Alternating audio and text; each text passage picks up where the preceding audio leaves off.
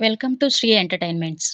నందమూరి నటసింహం, బాలకృష్ణ నేడు పుట్టినరోజు వేడుకలను జరుపుకుంటున్నారు. ఇక బాలయ్య పుట్టినరోజు కావడంతో రాష్ట్ర వ్యాప్తంగా అభిమానులు పెద్ద ఎత్తున బాలయ్య పుట్టినరోజు వేడుకలను నిర్వహిస్తున్నారు.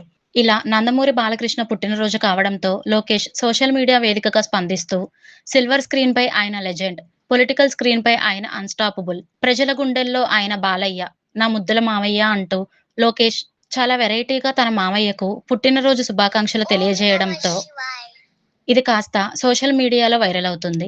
ఇక బాలకృష్ణ పెద్ద కుమార్తెను లోకేష్ వివాహం చేసుకున్న విషయం తెలిసిందే.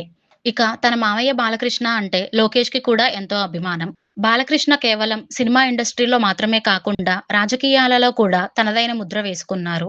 ఈయన హిందూపురం నియోజకవర్గం నుంచి ఇప్పటి వరకు 3 సార్లు ఎమ్మెల్యేగా పోటీ చేసి అద్భుతమైన మెజారిటీతో విజయం సాధించారు.